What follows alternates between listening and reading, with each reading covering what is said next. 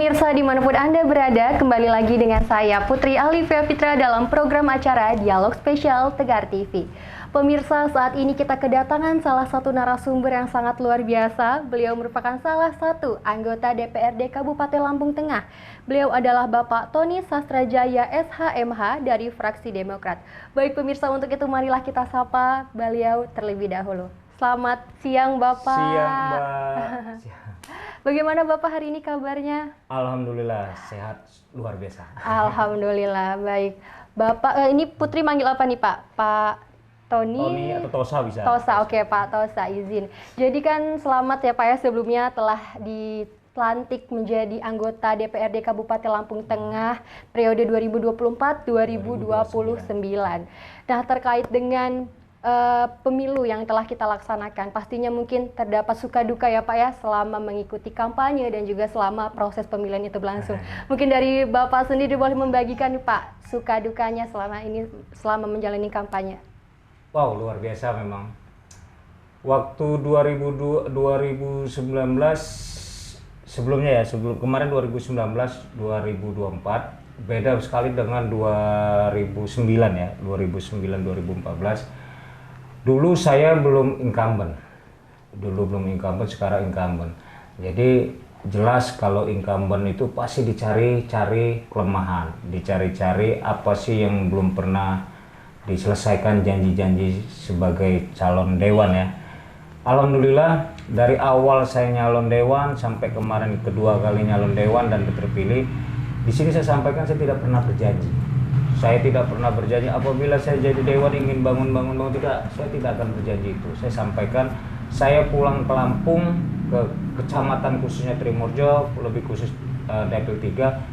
Saya ingin ada perubahan. Kalau mau ada perubahan, ayo sama saya. Sampaikan aspirasi apa yang kalian inginkan, apa yang kalian diharapkan, sampaikan ke saya akan perjuangkan. Begitu, Pak. Oke, jadi memang membuka aspirasi untuk para masyarakat ya Pak ya, terkait dengan keluh kesah yang saat itu terjadi di masyarakat. Baik Bapak, terkait dengan program kerja, karena memang Pak Tosa sendiri saat ini sudah periode kedua ya Pak ya.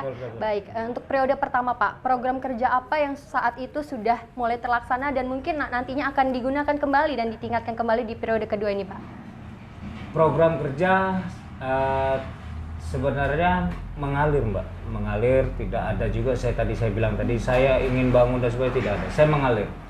Basic saya seorang pengacara, basic saya sebagai pembela. Jadi apabila masyarakat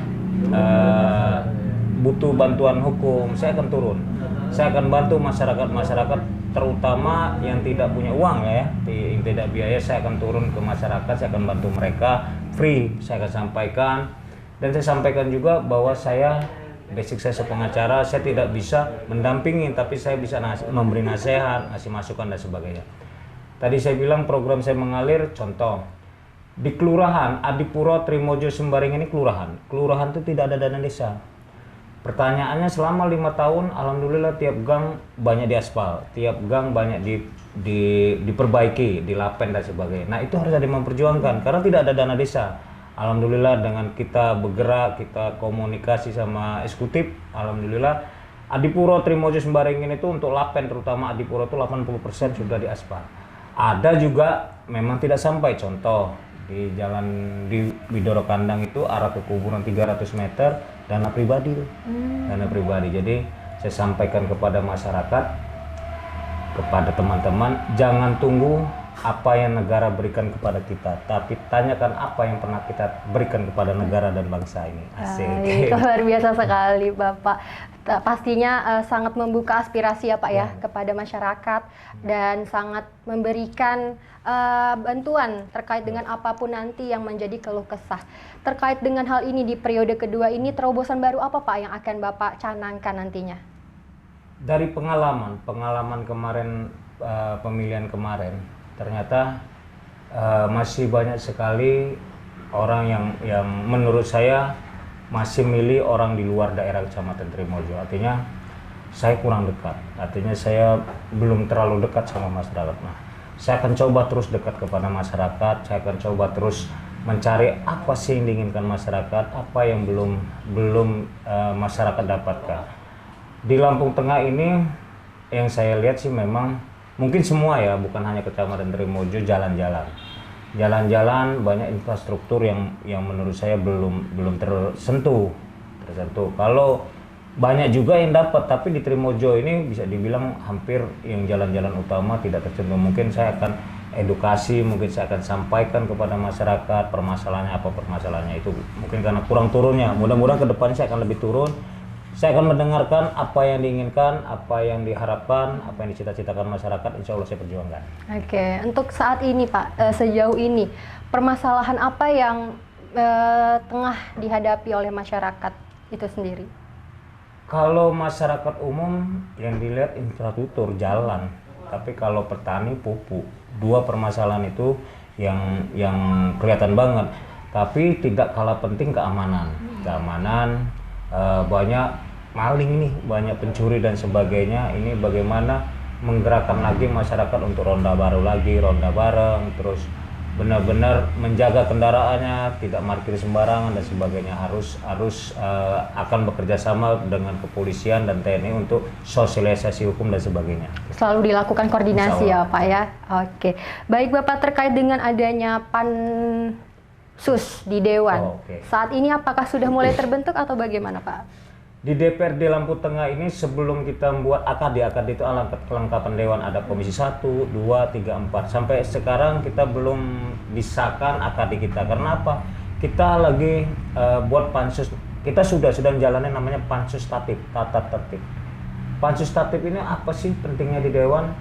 Jadi sebelum kita bekerja, sebelum teman-teman Dewan bekerja itu kan harus ada rambu-rambu. Rambu-rambunya itu ditatip bahwa dilarang begini, bekerjanya sesuai ini, kerjanya seperti apa, adanya ditatip. Nah itu lagi kami sedang berjalan di pansus itu.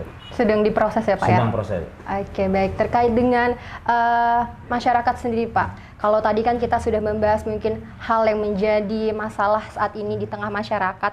Lalu bagaimana Bapak melakukan pendekatan kepada masyarakat untuk mendengarkan aspirasi? Apakah memang mengadakan pertemuan selama 1 bulan sekali atau memang ada wadah yang Bapak ciptakan kepada masyarakat? Kalau saya pribadi hampir setiap pagi saya ngopi di kampung-kampung, ngopi di masyarakat, ngopi di sawah. Jadi ngopi maksud saya itu ngompak pikiran. Jadi dengan ngopi, ngompakin pikiran, saya bisa mendengar langsung apa sih yang diinginkan masyarakat, apa sih yang diharapkan masyarakat, apa yang membuat masyarakat itu bisa cinta kepada saya. Begitu Mbak. Nah, luar biasa sekali Kak. Sudah ada pendekatan secara komunikatif, secara langsung ya Bapak. Ya. Baik, mungkin Bapak kita akan lanjutkan lagi dialog kita setelah jeda pariwara berikut ini, tetap di Tegar TV.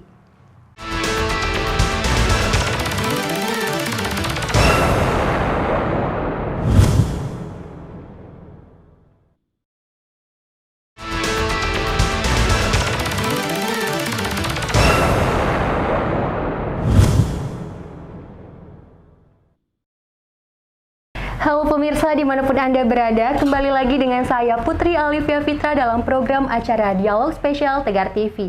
Masih bersama Bapak Tony Sastrajaya SHMH dari fraksi Demokrat yang merupakan salah satu anggota DPRD Kabupaten Lampu Tengah yang nantinya kami akan melanjutkan diskusi dan beliau akan berbagi informasi, pengalaman dan juga pengetahuan untuk kita semua.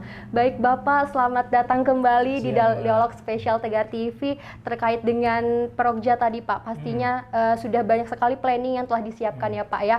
Namun pastinya ada kendala dalam melaksanakannya. Kalau dari Bapak sendiri kendala yang dihadapi hingga saat ini seperti apa Pak? Program kerja itu bisa jalan kalau ada dana Mbak. Jadi Lampung Tengah ini beberapa tahun ini mungkin karena COVID dan lain-lain kita lagi kurang sehat tentang dana.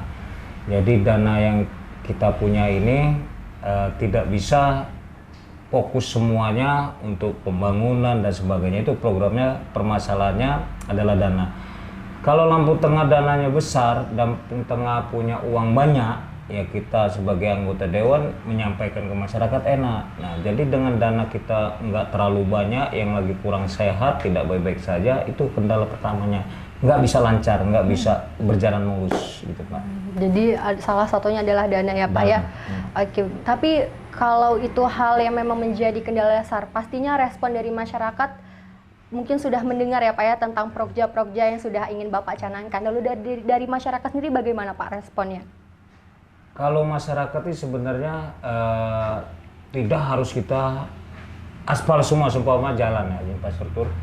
Tidak perlu semua di jalan. Yang penting intinya ada jalan-jalan tiap desa dibantu. Jangan sama sekali di desa itu belum pernah dibantu. Jangan sama sekali desa itu tidak pernah dirapikan jalannya. Ada minimal tiap kelurahan itu mungkin 500 meter, tiap desa 300 meter dan sebagainya. Kalau saya sih menekankan, bukan saya tidak peduli kepada desa. Saya sih berharap kelurahan-kelurahan Adipuro Trimojo Sembaringin di sini sampaikan tidak ada dana desa. Adipuro Trimojo Sembaringin itu benar-benar mengharapkan dari dana pemerintah.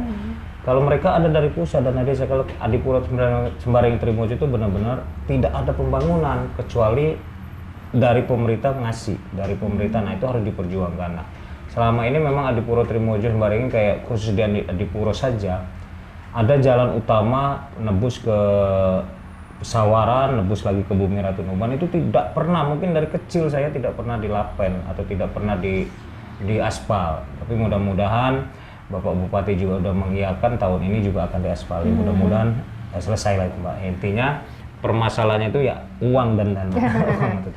Baik Bapak, pastinya masyarakat sudah mulai berpartisipasi juga ya Pak ya. Bentuk partisipasi apa Pak yang saat ini telah masyarakat berikan? Ucapan terima kasih dengan masyarakat tidak teriak saja, masyarakat tidak demo saja sudah bagus sekali. Jadi masyarakat juga percayakan pemerintah tidak semua diam saja, pemerintah turun. Kalau umpamanya permasalahan obat-obatan di pertanian, pemerintah juga kasih solusi. Pemerintah juga suka kasih alat-alat pertanian dan sebagainya. Jadi memang tidak begitu saja hilang, tidak semuanya hilang, tapi ada dari sisi pemerintah juga ngasih bantuan ke kampung-kampung atau kelurahan-kelurahan.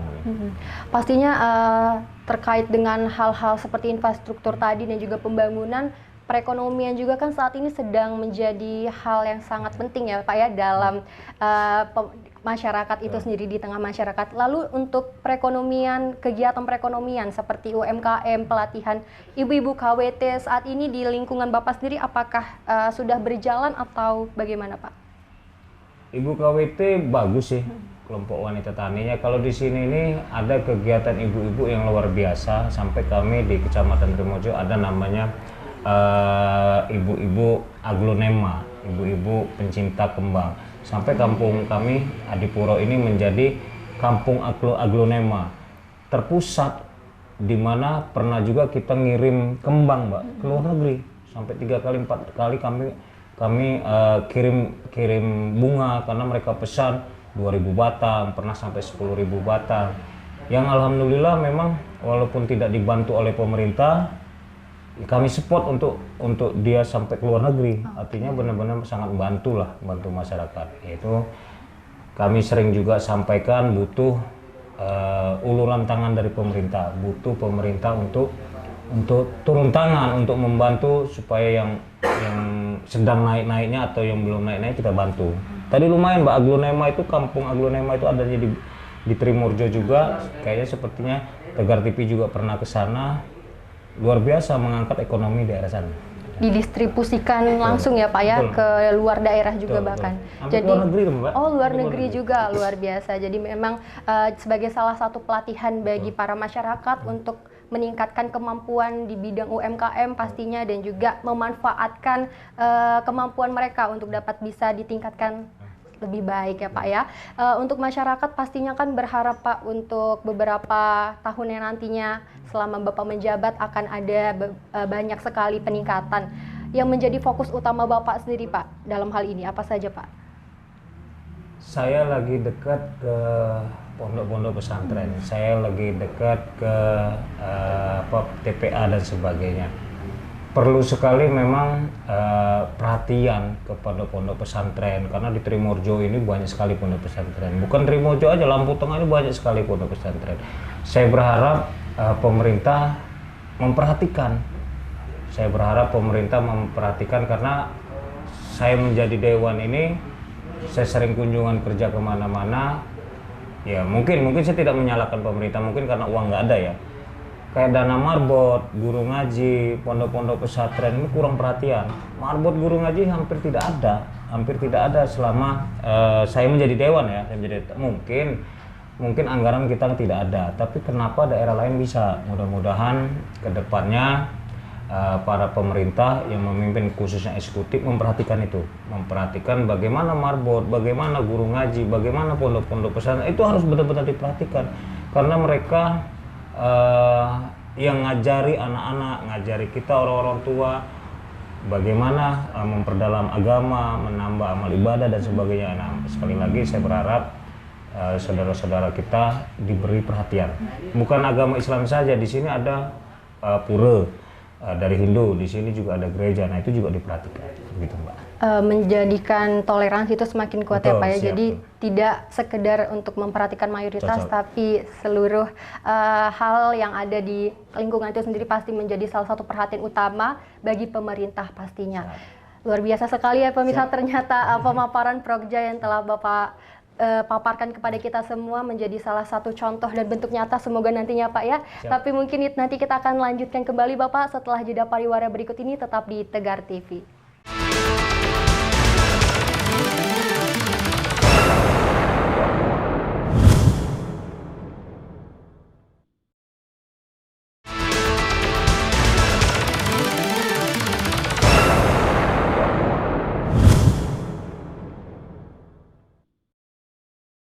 Halo pemirsa, kembali lagi dengan saya Putri Alivia Fitra dalam program acara Dialog Spesial Tegar TV. Masih bersama Bapak Tony Sastrajaya, SHMH, dari fraksi Demokrat yang merupakan salah satu anggota dari DPRD Kabupaten Lampung Tengah. Bapak, selamat datang kembali dalam Dialog Spesial Tegar TV. Luar biasa sekali. Tadi sudah banyak ya Pak ya, Bapak memberikan informasi dan juga memaparkan program kerja yang nantinya akan Bapak lakukan. Namun saat ini kan kita tengah berada di situasi politik yang nantinya kita akan melaksanakan pilkada serentak ya Pak ya. Kalau dari Bapak sendiri, bagaimana Pak cara memilih pemimpin yang baik dan pastinya yang cocok untuk menjadi pemimpin bagi generasi-generasi yang ada di Lampung Tengah, khususnya masyarakat Kabupaten Lampung Tengah, Pak? Oh, keren. Di Lampung Tengah ini sebentar lagi kita akan memilih. Jadi saya menyarankan, saya mengharapkan saudara-saudara saya yang ada di Lampung Tengah cari pemimpin yang benar-benar amanah, yang benar-benar siap memperjuangkan, yang bisa memperjuangkan, mendengarkan, dan tidak memakai ego. Pemimpin-pemimpin Lampung Tengah 0102 bagus semua. 01 dan 02 sama-sama pernah bekerja sama. Kalau kita bilang 01 jelek, pasangannya 02. Bilang 02 jelek, pasangannya 01, sama-sama pasangan mereka sama-sama memimpin kemarin Lampung Tengah. Jadi di sini saya sampaikan, untuk pemilihan jangan anarkis, jangan saling menjelekan, pilihlah sesuai hati nurani. Yang sedang bekerja ya lanjutkan. Yang belum bekerja ya siap bekerja. Sekali lagi cari pemimpin yang benar-benar sesuai hati nurani, sesuai yang diharapkan masyarakat. Jangan gara-gara pemilihan ini kita antar saudara, kita antar teman sampai ribut, kita antar agama, kita jadi saling menyalahkan. Jadi carilah pemimpin yang saya bisa sayang semua, sayang kepada masyarakat dan semuanya. Wah, luar biasa sekali pemirsa. Benar sekali yang telah diberi, yang dikatakan oleh Pak Tony Sastrajaya tadi, pastinya pilih pemimpin yang memang bijak dalam menangani segala hal dan pastinya dilihat dari pengalaman yang telah beliau lakukan. Nah Bapak, karena sekarang kita ini di era 4.0 ya Pak ya, anak muda zaman sekarang ini kan takut Pak, mental ya, takut untuk berpartisipasi khususnya di dunia politik. Kalau dari Bapak sendiri melihat anak muda yang saat ini semakin tahun semakin menurun keberanian mentalnya untuk berpartisipasi, bagaimana Pak? Sebenarnya bukan hanya anak muda saja, sebenarnya orang-orang tua juga bahasanya, bosen saya pemimpin begitu, bosen atau tidak ada amplopnya. Sebenarnya bukan hanya anak muda, saya sampaikan merata. Yang sudah umur 17 tahun ke atas yang mempunyai hak pilih, ayo datang 5 tahun sekali kita harus bisa memastikan, kita harus menentukan siapa pemimpin kita, siapa yang kita depankan. Jangan menyesal gara-gara kita tidak memilih, ujungnya kita menyalahkan. Ayo datang, saya sarankan lagi untuk anak muda, jangan sampai menyesal kita salah milih pemimpin, jangan sampai menyesal kita tidak punya pemimpin yang baik khususnya di Lampung Tengah. Dan pastinya berani untuk kritis ya Pak. Betul, ya, siap. Berani untuk berpendapat, karena pastinya suara anak muda ini menjadi tonggak dalam perjuangan bangsa, khususnya nanti di era Indonesia Emas 2045. Benar sekali tadi yang telah Bapak Tosa sampaikan, teman-teman semua, khususnya teman-teman milenial, teman-teman Gen Z yang sedang menonton. Ayo kita mulai bangkit kembali, berikan kontribusi nyata dan partisipasi aktif bagi negeri dan juga daerah kita. Karena kalau bukan anak muda, siapa lagi ya Pak ya yang akan melanjutkan perjuangan dari Bapak juga menjadi seorang anggota. Mungkin kita-kita yang masih muda ini adalah salah satu penerus. Luar biasa sekali Pak Tami. Mungkin sebelum kita menutup segmen kita pada hari ini, Bapak boleh sampaikan closing statement-nya kepada masyarakat, khususnya masyarakat Kabupaten Lampung Tengah dan harapannya. Silahkan Pak. Mungkin tadi sudah disampaikan, sebentar lagi kita akan ada pemilihan. Sebentar lagi kita akan mencari pemimpin atau memilih pemimpin. Ayo datang, jangan tidak datang. Kita pilih pemimpin sesuai apa yang kita inginkan, sesuai yang ada di Lampung, khususnya Lampung Tengah. Cari pemimpin yang benar-benar memperdulikan masyarakat, benar-benar sayang kepada masyarakat banyak. Jangan tunggu hari esok, mungkin hari esok tak akan pernah ada. Yes. Luar biasa sekali pemirsa, itulah tadi closing statement dan juga diskusi kita dengan Bapak Tony Sosrajaya SHMA dari fraksi Demokrat yang merupakan salah satu anggota DPRD Kabupaten Lampung Tengah. Bapak, saya mengucapkan terima kasih banyak atas kesempatannya berbagi pengalaman, informasi dan juga pengetahuan. Semoga bisa melaksanakan tugas dengan baik ya Bapak ya. Semoga selalu diberikan kesehatan agar bisa selalu memberikan kontribusi dan memberikan aspirasi masyarakat. Mungkin itu saja Bapak diskusi kita pada hari ini. Baik pemirsa, itulah tadi dialog spesial kita pada hari ini. Saya Putri Alifia Fitra, pamit undur diri. Terima kasih.